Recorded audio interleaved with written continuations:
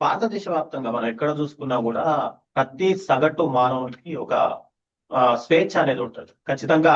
అంటే ఎవరికి తోచినట్టు వాళ్ళు మాట్లాడొచ్చు, అవతల వాళ్ళకు ఎలాంటి భంగం కలిగించకుండా మాట్లాడొచ్చు అనేది ఒక మన భారత రాజ్యాంగంలోనే రాస్తుంది. ఇది ప్రతి ఒక్కరికి కూడా అప్లికబుల్ అవుతుంది. కానీ ఇక్కడ ఆంధ్రప్రదేశ్ విషయానికి వస్తే మాత్రం కూటమి సర్కార్ ఎప్పుడైతే అధికారంలోకి వచ్చిందో అక్కడి నుంచి కూడా ఎవరైతే సరే కూటమికి సంబంధించిన నాయకుల పైన కానీ, లేదంటే వాళ్ళ ఫ్యామిలీలకు సంబంధించి, లేదంటే ఎవరైనా కూటమి పార్టీలో ఏ ప్రాబ్లం జరిగినా కూడా, అంటే వాళ్ళు తప్పు చేశారు, సరిగ్గా వాళ్ళ నుంచి ఆరోగ్యశ్రీ రావట్లేదు, అలా ఏ ప్రాబ్లం వచ్చి కూడా సగటు మానవుడు అనేది స్పందిస్తే మాత్రం ఖచ్చితంగా వాళ్ళని అరెస్ట్ చేస్తున్నారు ప్రభుత్వం.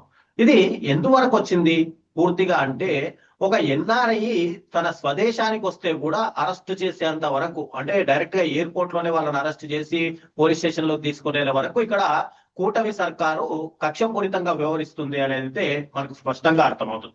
ఈ విషయం మనం ఎందుకు మాట్లాడాల్సి వస్తుందంటే, రీసెంట్ గా అటు యూకేకి సంబంధించిన భాస్కర్ రెడ్డి గారు ఎప్పుడైతే ఆంధ్రప్రదేశ్ కి వచ్చారో రాగానే ఇమ్మీడియట్ గా ఆయన్ని అరెస్ట్ చేయడం, అరెస్ట్ చేసి ఆయన పోలీస్ స్టేషన్ తీసుకెళ్లడం, అక్కడ చిత్రహింసలకు ఆయన్ని గురి చేసి ఆ తర్వాత కోర్టులో ప్రవేశపెట్టడం, ఆయన కోర్టుకు వెళ్తున్న మూమెంట్ లో కూడా మనం చూడొచ్చు.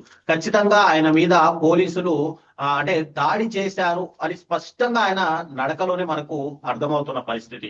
అయితే ఎందుకు ఇలా కూటమి సర్కారు కక్షపూరితంగా వ్యవహరిస్తుంది అనే దాని గురించి మనం ఒక్కసారిగా సురేంద్ర గారు మనతో పాటు ఉన్నారు యూకే నుంచి. ఒక్కసారి సురేంద్ర గారు, నమస్కారం అండి. నమస్కారం అండి రవిచంద్ర గారు. ఏంటండి అసలు ఆంధ్రప్రదేశ్ లో మాట్లాడే స్వేచ్ఛ ఎవరికి లేదంటారా? ఒకటి, మీరు ఇంట్రొడక్షన్ లో చెప్పినట్టు మనము చిన్న సబ్మిషన్, మీరు మాట్లాడేటప్పుడు మన భారత రాజ్యాంగం మాట్లాడే హక్కు, స్వేచ్ఛ స్వాతంత్రపు హక్కు, వాక్ స్వాతంత్రపు హక్కు ఇలా ఇచ్చింది. ఓకే, మాట్లాడేటప్పుడు మనం ఎదుటి వ్యక్తికి టచ్ కానంత వరకు మన హక్కుల్ని మనం వినియోగించగలిగినంత వరకు మాత్రం మాట్లాడొచ్చు. అలా కాకుండా వారి ఏదైనా వారి హక్కు, అవతల వారి హక్కులకు కానీ లేదంటే వాళ్ళ గౌరవానికి కానీ భంగం కలిగేటట్టు మనం మాట్లాడకూడదు అని చెప్పేసి అనేది ఒక ప్రిన్సిపల్ దీనిలో. ఓకే, రీసెంట్గా దాదాపు మన ఆంధ్రప్రదేశ్లో కూటమి ప్రభుత్వం ఏర్పడినప్పటి దగ్గర నుంచి పరిపాలన మీద కాకుండా కక్ష సాధింపు మీద ఎక్కువగా కాన్సన్ట్రేట్ చేసినట్టు అనిపిస్తుందండి. నిజానికి ఈ భాస్కర్ రెడ్డిని అరెస్ట్ చేయడానికి ఉపయోగించిన పోలీసు వ్యవస్థని, ఆ సిఐల్ని, ఎస్ఐల్ని అంతే టైంలో ఒక 4 ప్రజా సమస్యల్ని నిజంగా కానీ వాళ్ళు పరిష్కరించుంటే నిజానికి అక్కడ లోకల్గా ఉండే ప్రజలకి, లేదంటే ఆ రాష్ట్ర ప్రభుత్వానికి, లేదంటే లోకల్ ప్రభుత్వానికి మంచి పేరు వచ్చేది, మంచిగా జరిగే అంటే కొంచెం ప్రభుత్వం బాగా పరిపాలిస్తున్నట్టుగా సిగ్నల్స్ అందేవి. అలా కాకుండా ఇప్పుడు నాకింతకీ యాక్చువల్గా ఈ భాస్కర్ రెడ్డి ఫేస్బుక్లోనో లేదంటే ఎక్స్లోనో లేదంటే ఇంకో దేంట్లోనో ఏం పెట్టాడనే విషయం నాకు రాలేదు.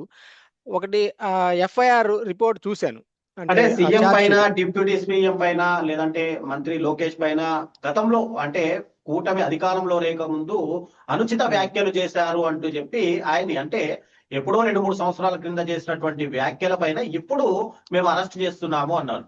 అయితే గతంలో ఇదే టీడీపీకి సంబంధించి, లేదంటే కూటమి పార్టీలకు సంబంధించి ఎంతో మంది కూడా గతంలో వైఎస్ఆర్సీపీ అధికారంలో ఉన్నప్పుడు ఇదే నాయకులు ట్విట్టర్ వేదికగా, సోషల్ మీడియా వేదికగా అనేక రకాలైనటువంటి పోస్టులు పెట్టారు. కానీ అప్పుడు జగన్మోహన్ రెడ్డి అధికారంలో ఉన్నప్పుడు ఎక్కడా కూడా, అంటే కామన్ మెన్ అనేది మాట్లాడుకునే హక్కు ఉంది కాబట్టి ఎప్పుడు అరెస్ట్ల వరకు వెళ్ళలేదు ఆంధ్రప్రదేశ్ రాష్ట్రంలో. కానీ ఇప్పుడు కూటమి అధికారంలోకి వచ్చిన తర్వాత టోటల్ గా, అంటే గతంలో ఏవైతే పోస్టులు చేశారో ఆ పోస్టులను కూడా మేము తిరిగి, అంటే పురాతన తవ్వకాల్లో తోలినట్టుగా మేము మొత్తం కూడా వెలికి తీస్తాము, వాళ్ళందరినీ కూడా అంటే ఆంధ్రప్రదేశ్ లోకి రానియము, పూర్తిగా ఎక్కడికక్కడ అరెస్ట్ చేస్తాము, వాళ్ళందరినీ చిత్రహింసలకు గురి చేస్తాము, అంటే కూటమికి వ్యతిరేకంగా ఎవరు పోస్టులు పెట్టొద్దు అనే విధంగా ఇక్కడ గవర్నమెంట్ అయితే వ్యవహరిస్తుందండి అని టోటల్ గా పబ్లిక్, సామాన్య పబ్లిక్ కూడా అనుకుంటున్నారు ఈరోజు. ఓకే, ఇక్కడ కూటమికి వ్యతిరేకంగా పోస్టులు పెట్టద్దు అని చెప్పి అనాలంటే అంతకు మించి మీరు పరిపాలనలో ఎఫిషియన్సీ, సామర్థ్యం చూపించాలి. తర్వాత అందరి సమస్యల్ని మీ అంతటా మీరే ఫోర్కాస్ట్ చేసి మరి, లేదంటే ప్రియంటివ్గా మీరే సమస్యలను పరిష్కరిస్తా, ఎక్కడెక్కడ ఏమున్నదని చెప్పి చూస్తే చాలా బాగుంది ప్రభుత్వం అని చెప్పేసి అని విమర్శించడానికి, సాహసించడానికి కూడా ఎవరు ముందుకు రారు. ఇంకొకటి, మీరు గతంలో ఎప్పుడు 2-3 సంవత్సరాలు అన్నారు. ఒకటి, ఇక్కడ ఏం పెట్టారనేది ఇంతవరకు ఇతిమిద్దంగా ఎక్కడ బయటకు రావట్లేదు. అది ఏ ఛానల్ కూడా చూపించట్లేదు. అది ఎందుకు చూపించట్లేదో అని చెప్పి తర్వాత అక్కడ పెట్టిన కేసు ఏంటంటే అసలు ఇది పెట్టారని కాదు, చేశారని కామెంట్ చేశారని ఎక్కడ లేదు ఆ రాసిన ఛార్జ్ షీట్లో, ఆ కానిస్టేబుల్ ఇచ్చిన కంప్లైంట్లో కూడా. తను ఏం చేశాడంటే నేను అరెస్ట్ చేయడానికి వెళ్తే నన్ను కడుపులో గుద్దాడు, నేను కళ్ళు తిరిగి పడిపోయాను, నా తగలరాని చోట తగిలిందనో లేకపోతే చెప్పరాని చోట నాకు కనపడిన చోట తగిలిందని చెప్తున్నాడు. ఒకవేళ ఆ కానిస్టేబుల్ని హాస్పిటల్లో కొడితే హాస్పిటల్లో చేరుండాలి అక్కడే, యా హాస్పిటల్ అక్కడ చేరలా, పోలీస్ స్టేషన్ తీసుకెళ్లి సపరేట్ చేశారంట. అంటే అసలు భారతదేశంలో కానీ మన ఆంధ్రప్రదేశ్లో కానీ ఎవరైనా ఏది దాదాపు మిడిల్ క్లాసు, లో మిడిల్ క్లాసు ఇలాంటి ఏ సెక్షన్ లో కూడా పోలీస్ స్టేషన్కి వెళ్ళాలని ఎవరైనా కోరుకుంటారా? మీకు అంటే మీకు తెలిసి సామాన్యంగా అసలు ఎవ్వరు కూడా మధ్యతరగతి కుటుంబాలు ఏంటంటే పోలీస్ స్టేషన్ అంటేనే కాస్త భయపడతాయి. ఎందుకు మనకు ఇంటి పక్కన గొడవ జరిగినా అవసరమా పోలీస్ స్టేషన్ వరకు అనుకొని ఆలోచించే వ్యక్తిత్వం ఉంటుంది సామాన్యం. ఒకటి చదువుకొని జాబులు చేయాలి, ఎదగాలి అని చెప్పి అనుకునే లో మిడిల్ క్లాసో లేదంటే లోవర్ క్లాసెస్ ఎవరైనా సరే వీలైనంత దూరం, ఎందుకంటే మన చట్టం లాగా న్యాయం లాగా పనిచేయవు అని చెప్పి అందరికీ తెలుసు. దారిని పోయేవాడికి కూడా ఆ డిప్పర్ లైట్ ఇది లేదు అది లేదని చెప్పి పీకేస్ అయినా సరే డబ్బులు తీసుకుంటారని చెప్పి భయం పోలీసులు అంటే అందరికీ ఉంటుంది. పోలీస్ స్టేషన్కి స్వేచ్ఛగా వెళ్ళగలిగే సామర్థ్యం మామూలు వాళ్ళకి ఎవరికి లేదు. ఇన్స్టిట్యూషనల్ క్రిమినల్స్కో లేదంటే ఒక స్థాయిలో పైరవీలు చేయగలిగే రాజకీయ నాయకులకో లేదంటే అవతల వాళ్ళని హింసించడానికి ఉపయోగించగలిగే యంత్రాంగం కలిగిన వాళ్ళకి పోలీస్ స్టేషన్కి వెళ్ళే సామర్థ్యం, వెళ్ళే ధైర్యం ఉంటుంది. కానీ నార్మల్గా ప్రతి ఏ వ్యక్తికి కూడా డిపార్ట్మెంట్ తోటి ఎప్పుడు పెట్టుకోవాలని, ఒకటి పోలీస్ స్టేషన్కి, ఇంకోటి హాస్పిటల్స్కి ఇట్లాంటికి వెళ్ళాలని ఎవరు కోరుకోరు మన దగ్గర. అలాంటిది పోయి పోలీసులు కానిస్టేబుల్ నన్ను గుద్దాడు, కడుపులో గుద్దాడు, అసలు ఎందుకు గుద్దుతాడు? ఒకవేళ గుద్దితే నీకు దెబ్బలు తగిలితే నువ్వు హాస్పిటల్లో ఉండాలి కదా. పోలీస్ స్టేషన్కి వెళ్తే పోలీస్ స్టేషన్లో సపరేట్ ఎక్కడ చేస్తారు, హాస్పిటల్లో చేస్తారా, అక్కడ చేస్తారా? ఇది పెద్ద అనుమానాస్పదం. ఇంకోటి కక్ష సాధింపు చర్యలో భాగంగా పై వాళ్ళు ఏదో ఆదేశాలు ఇస్తే దాన్ని ఎలాగోలాగా మసిబూసి మారేడుగా చేసేసి దాన్ని కేసులు పెట్టేద్దాము, ఏదిద్దాము అని చెప్పి అనుకుంటున్నారు. ఒకటి. అంటే ఇంకోటి మనం గతంలో కూడా చూసాము చాలా వరకు, ఒక వ్యక్తి పైన ఎవరిపైనా సరే సోషల్ యాక్టివిస్ట్ ఏదైనా పోస్ట్ పెట్టారంటే ఓకే, వాళ్ళకు మనోభావాలు దెబ్బతిన్నాయి అనుకుంటే ఏదో ఒక పోలీస్ స్టేషన్ లో కేసు పెట్టారు. కానీ రాష్ట్ర వ్యాప్తంగా ఉన్న అన్ని పోలీస్ స్టేషన్లలో కేసులు నమోదవుతున్నాయి. ఏంటంటే ఒక వ్యక్తిని ఇక్కడ అరెస్ట్ చేసి ఇక్కడ బెయిల్ వచ్చింది అనుకోండి, ఇంకో దగ్గర కేసు నమోదు చేసి ఇంకో దగ్గర అక్కడ కోర్టులో హాజరుపరచాలి. అంటే ఒక వ్యక్తిని ఉద్దేశపూర్వకంగానే ఇది జరుగుతున్నట్టు మీకు ఏమైనా అనిపిస్తుందా? ఇది కేవలం అనాలోచిత చర్య. పరిపాలనా సామర్థ్యము లేకపోతే పరిపాలన మీద అవగాహన, సిస్టమ్స్ మీద ఏం లేక ఎంతసేపటికి ఎవరైనా మనల్ని అంటే ఇలా చేద్దాం, బుల్డోజ్ చేద్దాం, వాళ్ళందరినీ నలిపి నాశనం చేద్దాం అనే అరాచకత్వ పాలన వైపు ఆలోచిస్తున్నారేమో తప్ప నిజానికి ప్రోగ్రెసివ్ లేదంటే డెవలప్మెంట్ యాటిట్యూడ్ ఉన్న ప్రభుత్వం అయితే వీటి గురించి ఎందుకు ఆలోచిస్తుంది? ఎప్పుడో 4 ఏళ్ల క్రితం ఏదైనా అన్నాడు అని చెప్పంటే అది ఎప్పుడో పోయింది, మర్చిపోయింటారు. అసలు నిజానికి ఆ భాస్కర్ రెడ్డి కూడా అప్పుడేమైనా రాశాడో రాసింది గుర్తుందో లేదో అది తనకు కూడా గుర్తుండి ఉండదు. ఎందుకంటే ఇవన్నీ ఇన్స్టాంటివ్. ఎవరైనా నిన్ను ఏదైనా ప్రేరేపించడానికి లేదంటే నీ అభిమాన నాయకున్నో మీ ఇంటి మెంబర్స్నో ఎవరో ఏదైనా అని చెప్పి అంటే సడన్ గా వచ్చే రెస్పాన్స్ ఇదేది. మన ఊళ్ళలో కూర్చొని ఆ చెట్ల కింద, యాప చెట్ల కింద, అరుగుల మీద కూర్చొని అప్పటికప్పుడు కూడా అక్కడక్కడ మాట్లాడుకుంటా ఘర్షణ పడి తర్వాత మళ్ళీ కలిసిపోయేంత పరిస్థితి ఉంటుంది. నిజానికి ఇక్కడ కక్ష సాధింపు ఇంతగా పెట్టుకొని ఇంత యంత్రాంగాన్ని దుర్వినియోగం చేసే అవసరం అసలు రాకూడదు. ఒక ప్రజాప్రభుత్వము నిజంగా సామర్థ్యం ఉన్న ప్రభుత్వం అయితే. అలా కాకుండా ఏమన్నాడని ఇంతవరకు చూపించాల. ఆంధ్రజ్యోతి ఏబిఎన్ ఛానల్లో చూసినప్పుడు ఎప్పుడో భువనేశ్వరి దేవి గారిని అన్నారని చెప్పేసి అని ఒక చూశాను నేను. యాక్చువల్గా తెలుగు ఛానల్స్ కానీ తెలుగు పేపర్స్ కానీ ఫాలో కానండి. ఏదన్నా గ్రూప్స్లో వచ్చిన చార్ట్స్లో వచ్చిన చిన్న బిట్స్ ఉంటే దాన్ని మాత్రం చూస్తాను. అందువల్ల నా అవగాహన అంతవరకే. నేను రెగ్యులర్గా ఫాలో, ఎందుకంటే మన తెలుగు మీడియాలో నిజానికి మీడియా ఉందని ఎవరు అనుకోరు అక్కడ. దానికోసం అని చెప్పేసి ఇప్పుడు ఈ భాస్కర్ రెడ్డిని దానికి పట్టుకొని ఇలా కొట్టడం, ఇలా చేయటం, ఒకవేళ నిజంగా చేసి ఉంటే, తప్పు చేసి ఉంటే తప్పు శిక్ష అనుభవించాల్సిందే. అది కోర్టులో ప్రూవ్ చేసేసి శిక్ష అయ్యి, అంతేగాని పోలీస్ మీరు అన్నట్టుగా నిజంగానే ఏదైనా సరే అనుచిత వ్యాఖ్యలు చేశారు, దానికి ప్రూఫ్స్ సబ్మిట్ చేసి కోర్టులో తేల్చుకొని నిజంగా తప్పు చేస్తే కోర్టు అనేది ఖచ్చితంగా శిక్షించడంలో తప్పు లేదు. కానీ వాళ్ళే వాళ్ళు పూర్తిగా చట్టాన్ని చేతిలో తీసుకొని చట్టాన్ని చేతిలోకి తీసుకొని ఇష్టం వచ్చినట్టు కొట్టి నడవలేని విధంగా అరిచి గొంతు పోయింది నాకు అని చెప్పి అనే విధంగా. రెండోది, ఈ మరి నాకు ఈ వైఎస్ఆర్సీపీ ఎఫిషియన్సీ మీద నాకు అనుమానం వస్తుంది. నిజానికి ఒకవేళ అలా చేసే పరిస్థితి ఉంటే కోర్టులో సబ్మిట్ చేయమని చెప్పేసి కానీ అలా కానీ వాళ్ళు పార్టీ తరఫున కొంతవరకు సహాయం చేయాలి. రెండోది, అక్కడ తనకేదైనా ఇమ్యూనిటీస్ ఉంటే, ఒకవేళ తను కానీ బ్రిటిష్ పౌరుడు అయి ఉంటే ఇక్కడ వీళ్ళకి ఎంబసీకి కానీ వీళ్ళకి ఎవరికన్నా కాంటాక్ట్ చేసేసి దాని ద్వారా తనకి ఎందుకు కొట్టాల్సి వస్తుంది ఒక బ్రిటిష్ పౌరుడిని కానీ, లేదంటే ఓకే లా ఆఫ్ ది ల్యాండ్కి అబైడ్ అయి ఉండాల్సిందే, చట్టం ప్రకారం తన శిక్ష అనుభవించాల్సిందే. అందులో ఎంత తప్పు చేసి ఉంటే దాన్ని ఎంత మాత్రం మనం సమర్థించం, దాన్ని మనం ఏమాత్రం దాని మీద కామెంట్ కూడా చేయడానికి హక్కు లేదు మనకి. అలా కాకుండా నువ్వు పోలీస్ స్టేషన్లో నిరాయుధుని చేసేసి ఫోన్లు లాక్కొని వాటిలోంచి ఎంత మొత్తం ప్రైవసీని కానీ లేదంటే హక్కులకు భంగం కలిగించే విధంగా ఫోన్లు లాక్కోవడం కానీ, లేదంటే ఇష్టం వచ్చినట్టు కొట్టే విధంగా హక్కులు ఎలా ఇచ్చారు, ఎవరిచ్చారు, దానికి వాళ్ళకి ఇవ్వాల్సిన శిక్ష ఏంటి, రెండోది తనకి ఏదైనా ఇమ్యూనిటీస్ ఉన్నవా, అవి ఆ పార్టీ కానీ ఆ పార్టీకి సంబంధించిన లీగల్ టీం కానీ ఎక్కడైనా పనిచేస్తున్నట్టు నాకు అనిపించట్లేదు.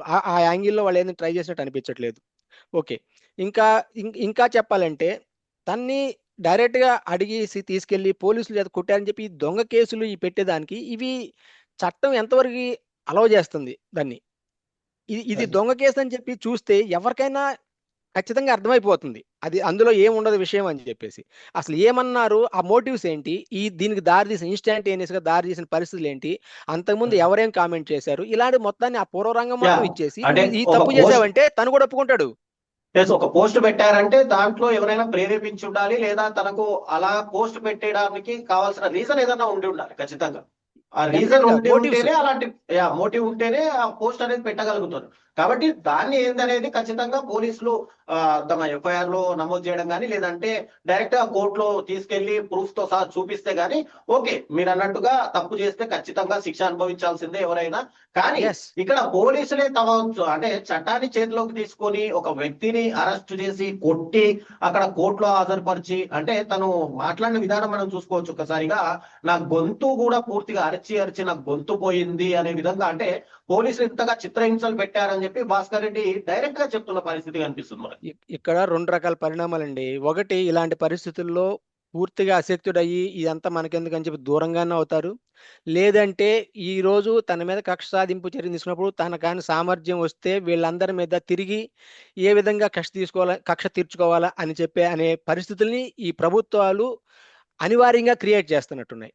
అలా కాకుండా నిజంగా ఏదైనా ఒకవేళ ఇప్పుడు మామూలు శిక్షలు ఎందుకు వేస్తారు కోర్టులు, చట్టాలు, ఈ శిక్షలు ఎందుకు, జైలుకి తీసుకెళ్ళాలి ఎందుకు, పరివర్తన తీసుకురావడం కోసం. ఒకవేళ తను తప్పు చేశానంటే తన చేతే క్షమాపణ చెప్పించేసో, లేదంటే తన చేతే ఓకే నేను ఆ రోజు చేసిన తప్పు మీరెవరు చేయొద్దు అని చెప్పేసి తన చేత ఒక మార్పుని తీసుకొచ్చేసి చేస్తే నిజానికి అందరికి కనువిప్పైద్ది. అలా కాకుండా మేము ఆటవిక రాజ్యం, ఏది బార్బెరిక్ సొసైటీలో ఉన్నామా, లేదంటే అనార్కీలో ఉన్నామా, కర్రన్నోడిది బర్రె టైప్లో ఎక్కడ ఈ విధమైనటువంటి పరిస్థితులకి రాష్ట్రంలో క్రియేట్ చేస్తున్నావా అనేది ఈ ప్రభుత్వాలు ఎందుకు ఆలోచించట్లేదు నాకు అర్థం కావట్లేదు. అది కదా చేయాల్సింది, పరివర్తన తీసుకురావాలి, వాళ్ళల్లోంచి మార్పు తీసుకొచ్చేసి నిజంగా సొసైటీలో అందరికీ కనువిప్పు చేయాలి. అది కదా చేయాల్సింది. అది చేయకుండా ఒకవేళ తప్పు చేసి ఉంటే తనే క్షమాపణ చెప్పి ఉండేవాడు, ఎందుకు చేశాడు అనేది కూడా విషయం తనే ఎక్స్ప్లెయిన్ చేసేవాడు. అలా అవకాశం ఇవ్వకుండా స్టేషన్లో పడేసి కొట్టామని చెప్పేసి ఏదో చిల్లర రాజకీయ నాయకులు తన దగ్గరలో ఉండే పోలీసులకి వాళ్ళ పై అధికారులు, లేదంటే వాళ్ళకి ఇమీడియట్ గా లోకల్ గా ఉండే పీపుల్ లీడర్స్ వాళ్ళు ఏది చెప్తే అది చేస్తున్నారంటే నిజానికి వీళ్ళు చదువుకున్నారా? తను చదువుకున్నాడు, ఉన్నత విద్యావంతుడు, తను పోస్ట్ గ్రాడ్యుయేషన్ లండన్లో చేశాడు, లండన్లో కాదు యూకేలో చేశాడు. అలాంటప్పుడు ఎవరికైనా వ్యక్తిగత స్వేచ్ఛ స్వాతంత్రాలు ఉన్నాయి అనుకున్నప్పుడు నీకేంటి పరిస్థితులు ఎందుకు వచ్చినాయి అని చెప్పేసి చట్ట ప్రకారం శిక్షించు, చట్ట ప్రకారం జైలుకి పంపించాలని పంపించు, లేదంటే పరివర్తన చేసుకుని రావాలనుకుని మీ ఉద్దేశం ఉంటే ఆ విధంగా తీసుకొచ్చేసి మిగతా సమాజానికి కూడా ఒక మెసేజ్ ఇవ్వు. ఇది కదా నువ్వు చేయాల్సింది. ఇలా చేయకుండా ఇష్టం వచ్చేట్టు చేస్తాను అని చెప్పంటే రేపొద్దున వాళ్ళని నువ్వు రెచ్చగొట్టినట్ట, లేదంటే ఏం చేస్తున్నట్టు. నీకు అవకాశం రోజు ఈ రోజు, ఇంతకుముందు ఎవరో చెప్పేవాళ్ళు సామెత, పొట్టోని పొడుగోడు కొడితే పొడుగోని పోచమ్మ కొట్టిందని చెప్పేసి ఇంతకుముందు సామెత చదువుతారు తెలంగాణలో.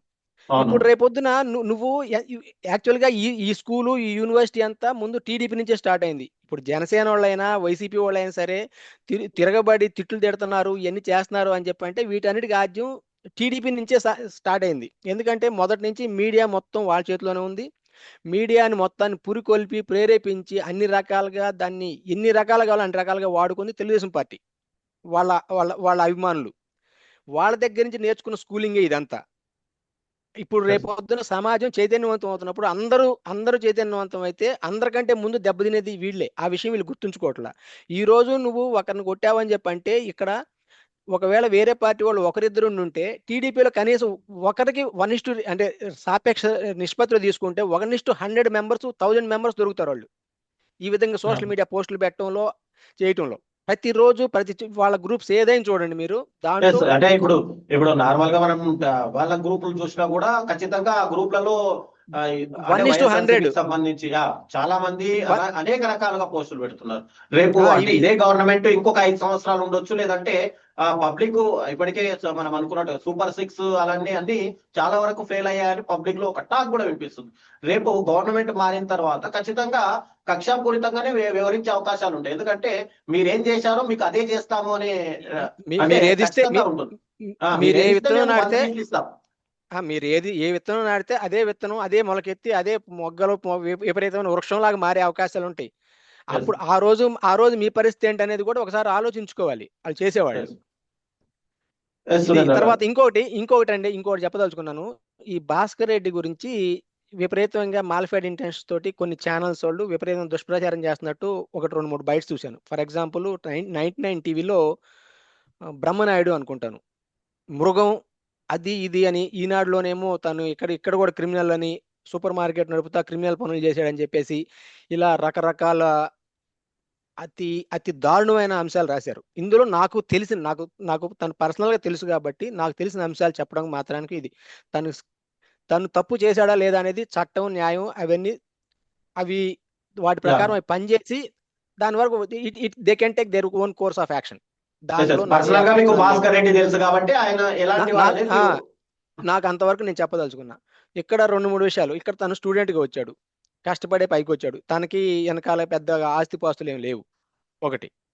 రెండోది ఇక్కడ కులం అని చెప్పేసి అంటున్నారు మాలపాటి భాస్కర్ రెడ్డి. ఈ మాలపాటి భాస్కర్ రెడ్డితో పాటు ఈ మాలపాటి కోటేశ్వరరావు అని చెప్పేసి ఒక నక్సలైట్ లీడర్ ఉండేవాడు. నిన్న కావలి దగ్గర చనిపోయిన మాలపాటి సుబ్బానాయుడు ఉన్నారు. ఈ కులమే ప్రాథమిక అంశంగా తీసుకుంటే దీనికి టెక్నికాలిటీ ఎక్కడ, విలువ ఎక్కడ, ఇందులో ఎవరికమ్మ ఎవరు రెడ్డి ఎవరు ఒరిజినల్, ఇద్దరు మాలపాటి వాళ్ళే. ఈ అంశాన్ని అన్ని పార్టీలోళ్ళు అందరూ అన్ని ఛానల్స్ అందరు వ్యక్తులు కూడా కొంచెం ప్రచారం చేయండి.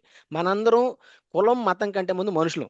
ఈ విషయం గుర్తుంచుకొని కులం అనేది ప్రాథమిక అంశంగా తీసుకొని ఈ విధమైనటువంటి చేయదు. ఎందుకంటే ఒకే ఇంటి పేరు ఒక 60 కులాల్లో ఉందనుకుందామండి. ఎగ్జాంపుల్ నాకు తెలిసిన వాళ్ళని నేను చెప్పగలను n నెంబర్ ఆఫ్ ఎగ్జాంపుల్స్. అప్పుడు అందులో ఎవరు ఏ ఒరిజినల్ కులానికి సంబంధించిన వాళ్ళు ఎవరు? దీనికంటే వాళ్ళు ఒక సమూహమో లేదంటే ఒక గ్రూప్ అనుకుంటే బెటర్. అందుకని చెప్పి కులం అని చెప్పేసి అన్ని ఛానల్స్ కూడా విపరీతంగా మాట్లాడటం అనేది చాలా తప్పు. ఆ విషయం వీలైన కాడికి కులరహిత సమాజమో లేదంటే కులం లేకుండా అందరం మనుషులు అనే విషయాన్ని పెంచాలని నేను కోరుకుంటా. రెండోది, భాస్కర్ రెడ్డి ఇక్కడ పోస్ట్ గ్రాడ్యుయేషన్ చేసిన తర్వాత తను చాలా కష్టాలు పడ్డ తర్వాత తను బిజినెస్ ఓపెన్ చేసుకొని తను 10 మందికి ఎంప్లాయ్మెంట్ ఇచ్చేసి ఒక వ్యవస్థను నడిపిస్తున్నాడు. అంటే ఒక సూపర్ మార్కెట్, న్యూస్ ఏజెన్సీ ఇలా నడిపిస్తున్నాడు. దానికి ఒక కేసు తన మీద ఉందని చెప్పేసి అక్కడ లోకల్ పేపర్స్లో కానీ మీడియాలో కానీ పబ్లిష్ అవుతుంది. దాని గురించి నేను వివరణ ఇవ్వడానికి మాత్రమే ఈరోజు నా ఈ ముఖ్య ఇంటర్వ్యూ ఉద్దేశం. ఎందుకంటే తన దగ్గరకు వచ్చిన ఒక అభ్యర్థి ఒక అభ్యర్థన మేరకు జాబ్ ఇచ్చాడు. తన జిల్లా, తన పేరు, అడ్రస్ అవి కావాలంటే నేను పర్సనల్గా ఎవరైనా ఇంట్రెస్ట్ ఉన్న వాళ్ళకి నేను ఇవ్వగలుగుతాను. తను ట్రైన్ చేసిన తర్వాత తను ఇవి మనం చేయకూడదు అని చెప్పిన తర్వాత అవతల వ్యక్తి పొరపాటున అంటే బిలో 16 బిలో 18 ఏజ్కి సిగరెట్స్ అమ్మకూడదు. అయితే అది తను ఇచ్చేసాడు, వేప్ ఇచ్చాడు. ఆ వేప్స్ ఉంటాయి కదా, ఈ సిగరెట్స్ అది పొరపాటున ఇచ్చేసి తర్వాత ఇక్కడ ఏం చేస్తారంటే లోకల్ కౌన్సిల్స్ సిస్టమ్స్ కొంతమంది అండర్ ఏజ్ పిల్లల్ని తీసుకొచ్చేసి వాళ్ళే అంటే టెస్ట్ చేయడానికి సిస్టమ్స్ పర్ఫెక్ట్గా పనిచేయడం కోసం తను ఒక పక్క నుంచి రికార్డ్ చేసుకుంటుంటాడు లేదా అబ్జర్వ్ చేస్తున్నప్పుడు తను పొరపాటున ఆ ఏజ్ అడిగి వాళ్ళకి ఐడెంటిటీ కార్డు చూసి అప్పుడే మాత్రం ఇవ్వాల్సి ఉంటుంది అనమాట. తను పొరపాటున ఆ ఏజ్ ఉందనుకో అని చెప్పి ఇచ్చేసాడు. ఇచ్చేసింది. Yeah. అది ఆల్రెడీ తనేంటి ఇలా అండర్ ఏజ్ గ్రూప్ అమ్మకూడదు ఇవన్నీ ట్రైన్ చేశాడు. ఇదంతా ఒకసారి నాకు Okay. చెప్పానమాట పర్సనల్‌గా. Okay. చెప్పినప్పుడు వాడు చూసి ఓకే. కంప్లెయింట్ రాసుకున్నారు, వెళ్ళిపోయారు. కంప్లెయింట్ రాసి వెళ్ళిపోయిన తర్వాత లెటర్ పంపిస్తారనమాట. ఆ లెటర్ పంపించినప్పుడు తను యాక్చువల్‌గా ముగ్గురు అమ్మాయిలండి. తను అందులో ఒక పాపకు ఆటిజం ఉంది. Okay. ఆ పాపకి అన్నం పెట్టాలంటే తను దగ్గరుండేసి సహాయం చేయాల్సి వస్తదనమాట ఇంట్లో. అది ఈ తర్వాత ఈ బిజినెస్ ఎర్లీ మార్నింగ్ 4:00 నుంచి నైట్ 6, 10 ఈవినింగ్ 10 వరకు కూడా చేసుకోవాల్సి ఉంటుంది. ఆపరేషన్ చేసుకోవాల్సి ఉంటుంది. ఈ బిజినెస్, ఈ తతంగం, ఈ హంగామా, ఈ స్పీడ్ లైఫ్‌లో వాడిని చూసుకోవడానికే తనకు టైం లేదు. ఒకవేళ ఎప్పుడన్నా ఏదైనా ఇన్‌స్టాంటేనియస్‌గా అక్కడ ఎవరన్నా సడన్‌గా మీ లీడర్‌నో లేకపోతే మీ నాన్ననో, మీ అమ్మనో ఎవరినో తిట్టారు అని చెప్పి అన్నప్పుడు సడన్‌గా తనకు కూడా ఆవేశంగా ఏదైనా పెట్టాడేమో. నాకు తెలీదు అది. నేను ఏం పెట్టాడు ఏంటనేది నాకు ఇప్పటికి కూడా తెలీదు. అది ఏంటనేది నాకు ఇప్పుడు దాకా నాకైతే విషయం తెలీదు. ఒకవేళ తప్పు చేసుంటే తప్పే. అది కోర్టులు, చట్టాలుంటాయి దానికి. తనకి ఉండే ఈ బిజీ లైఫ్‌లో ఇవన్నీ పట్టించుకునే అంతటి ఇవి కూడా లేవు తనకి. Already Okay. ముగ్గురు పాపల్లో ఒక పాప ఆటిజం అంటే తెలుసు. తనే రోజు బాధపడే పరిస్థితి ఈ Okay. పరిస్థితుల్లో. అలాంటిది తను వచ్చేసి ఇక్కడ క్రిమినల్‌గా ఉండి తనకి యాక్చువల్‌గా మంచి బిజినెస్ ఉంది. 10 మందికి ఎంప్లాయ్‌మెంట్ ఇచ్చి నడిపిస్తున్నాడు బిజినెస్‌ని. అలాంటప్పుడు తన్ని అంత తీవ్రంగా మృగం అని చెప్పేసి ఆ బ్రహ్మనాయుడు అనే అలాగా ఒకవేళ ఏమన్నా ఉంటే ఇన్ఫర్మేషన్‌లో లేతే కొంత ఎక్స్‌ప్లనేషన్‌లో ఎక్కడైనా తెలిసిన దగ్గర నుంచి సమాచారం అందుకొని మాట్లాడాలి. అలా కాకుండా ఆ మృగం అక్కడ తప్పులు చేశాడు, ఇక్కడ తప్పులు చేశాడు. ఇక్కడ తప్పు తను చేసింది కాదు. తన ఎంప్లాయ్ చేశాడు. తన దగ్గర తను Yeah. ట్రైన్ చేసిన ఒక ఎంప్లాయీ తను తెలియకుండా తప్పు చేసిన దాన్ని పట్టుకున్నప్పుడు దానికి శిక్ష తను అనుభవించాడు. 1000 పౌండ్లు ఫైన్ కట్టాడు. నాకు తెలుసు ఆ విషయం కూడా. Okay. కోర్టుకెళ్ళేసి అదే అసలు నిజానికి ఎక్కడైనా సరే కోర్టుకెళ్ళి ఫైన్‌లు కట్టాలనుకుంటారండి ఎవరైనా? ఎవరన్నా? Yes. తలనొప్పులు తెచ్చుకోవాలనుకుంటారా? ఇప్పుడు ఆల్రెడీ తనకి పాపం షుగర్ ఉంది. డయాబెటిస్. He is diabetic. దాంతో పాటు హైపర్ టెన్షన్ ఉంది. ఇన్ని పరిస్థితులు కుటుంబము ఈ బిజినెస్ ఇన్ని చేసుకునేటప్పుడు తనకొచ్చి కూర్చొని నేరాలు చేసి దానికోసం మళ్ళా పోయి ఫైన్‌లు కట్టేసి కోర్టులో తిరగాలని కోరుకుంటారా? తనేదో తన దగ్గరకు ఒక జాబ్ లేని వ్యక్తి Yes. వచ్చేసి జాబ్ అడిగితే ఆల్రెడీ అతనే ఆ! 10 మందికి పోషిస్తున్న ఇస్తా. వ్యక్తి. అలాంటి వ్యక్తి ఆ! ఇలా క్రిమినల్ ఆ! యాక్టివిటీస్ చేస్తాడు, ఇలా పోస్టులు పెడతాడనేది ఇది చేయం అది కదండి. వీళ్ళు ఈ మీడియాలో గాని, పోస్ట్‌లో ఇది వాట్సాప్‌లో గ్రూప్స్‌లో గాని, లేదంటే అక్కడ మీడియాలో ఈనాడు వీటన్నిటిలో ఏదో రాసినట్టుగా నేను కొన్ని బయటలు చూశాను. అందువల్ల Yes. చెప్తున్నానన్నమాట. దాని వివరణ ఇవ్వడం కోసమే తను ఆ విషయంలో తను తప్పు చేయలేదు. తను Yeah. వేరే వాళ్ళు తప్పు చేసినప్పుడు తన ఎంప్లాయ్ తప్పు చేసినందుకు తను ప్రొప్రైటర్‌గా ఆ ప్రొప్రైటరీ రైట్స్ తీసుకొని దానికోసం అని చెప్పేసి ఫైన్ కట్టాడు. అది కూడా యాక్చువల్‌గా చెప్పాలనుకుంటే త నా ఎంప్లాయ్ చేశాడు, నాకు రెస్పాన్సిబిలిటీ కాదు, తనని యెస్. ఇది చేసుకోండి అని చెప్పొచ్చు కూడా. త త తను విరికించొచ్చు. చెప్పొచ్చు. ఇంకో వెసులుబాటు ఏంటంటే తనకి ఆ వచ్చిన కంప్లెయింట్ లెటర్ ఎప్పుడొచ్చినప్పుడు దానికి ఇమ్మీడియేట్‌గా స్పందించుండి పోయి వివరణ ఇచ్చి ఉంటే కూడా ఒక ఫస్ట్ తప్పుగా వాళ్ళు క్షమించి వదిలేసేవాళ్ళు. కానీ ఓకే. దాన్ని అలసత్వం ప్రదర్శించడమను కొంచెం దాన్ని నెక్స్ట్ ఓకే. ఈ లెటర్ ఎక్కడో కనపడటం లేదు. ఇంకో లెటర్ వచ్చిన తర్వాత చూద్దాం అని చెప్పేసి అనుకునే లోపు వాళ్ళు డైరెక్ట్‌గా కోర్ట్ ఆర్డర్స్ పంపించేశారు. ఆ కోర్ట్ ఆర్డర్స్ ఓకే. పంపించినప్పుడు దాంట్లో పొద్దున్న నుంచి సాయంత్రం దాకా 3 వరకు కూర్చోబెట్టి అక్కడ కోర్ట్‌లో ఆ తర్వాత ఫైన్ కట్టి బయటకొచ్చారనమాట. ఇది జరిగిన ఓకే. సంఘటన.